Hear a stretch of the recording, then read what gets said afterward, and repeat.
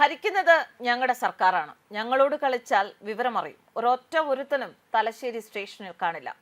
കഴിഞ്ഞ ദിവസം പോലീസുകാരോട് ഇങ്ങനെയൊക്കെയാണ് ചില CPM പ്രവർത്തകർ കണ്ണൂരിൽ, അതായത് തലശ്ശേരിയിൽ വീരവാദം മുഴക്കിയത്. ഇല്ലത്ത് താഴെ മണോളിക്കാവ് ക്ഷേത്രോത്സവത്തിനിടെയായിരുന്നു ഈ സംഭവം. പോലീസിന്റെ നേരെ ഇത്തരത്തിൽ ആക്രോശം നടത്തിയ CPM പ്രവർത്തകർക്കെതിരെ ഇപ്പോൾ കേസ് വന്നിരിക്കുകയാണ്. കണ്ടാൽ അറിയുന്ന 20ഓളം പേർക്കെതിരെയാണ് കേസെടുത്തത്. ക്ഷേത്രോത്സവത്തിനിടെ ഉണ്ടായ CPM BJP സംഘർഷം തടയാനെത്തിയതാണ് പോലീസ്. തെയ്യം കെട്ടി ആടുന്നതിനിടെ CPM പ്രവർത്തകർ ഇൻകുലാബ് സിന്ദാബാദ് മുദ്രാവാക്യം മുഴക്കി. ഇത് BJP പ്രവർത്തകർ ചോദ്യം ചെയ്തപ്പോഴാണ് ഇരുവിഭാഗവും തമ്മിൽ ഏറ്റുമുട്ടുന്ന സാഹചര്യമുണ്ടായത്. ക്ഷേത്രോത്സവത്തിന്റെ ഭാഗമായി തമ്പുരാട്ടി വന്ന സ്ഥലത്തു നിന്നും CPM പ്രവർത്തകർ മുദ്രാവാക്യം വിളിച്ചതാണ് സംഘർഷാവസ്ഥയ്ക്ക് കാരണമായതെന്നാണ് ആക്ഷേപം. അങ്ങനെ കേരള ചരിത്രത്തിൽ ആദ്യമായി തെയ്യത്തിന് എസ്കോർട്ട് കൊടുക്കേണ്ട അവസ്ഥയാണ് കഴിഞ്ഞ ദിവസം തലശ്ശേരിയിൽ ഉണ്ടായത്.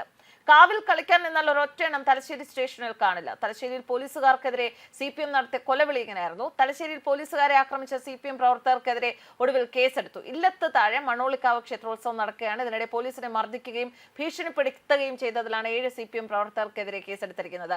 കേരളം ഭരിക്കുന്ന തങ്ങളാണ് എന്ന് പലകുറി പോലീസുകാരെ ഭീഷണിപ്പെടുത്തുകയും ഓർമ്മപ്പെടുത്തുകയും ചെയ്തുവെന്ന് FIR-ൽ പറയുന്നു. ആക്രമണത്തിൽ തലശ്ശേരി SI ഉൾപ്പെടെ 4 പോലീസുകാർക്ക് പരിക്കേറ്റിരുന്നു. കാവൽ കളിക്കാൻ നിന്നാൽ ഒരൊറ്റ എണ്ണം തലശ്ശേരി സ്റ്റേഷൻ കാണില്ല എന്ന് ഭീഷണിപ്പെടുത്തിയെന്ന് FIR-ൽ വ്യക്തമാക്കുന്നു.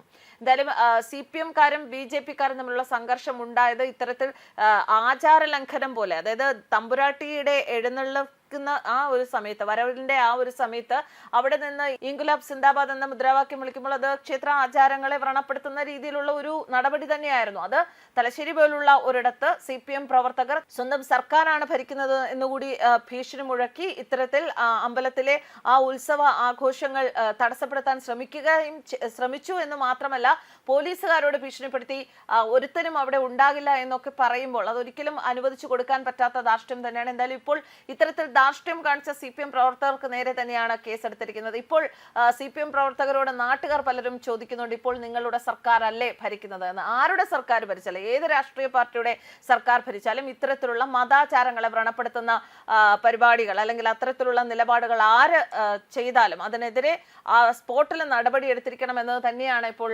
പോലീസിന്റെ ഈ ഒരു കേസെടുക്കലിലൂടെ തെളിയിച്ചിരിക്കുന്നത്.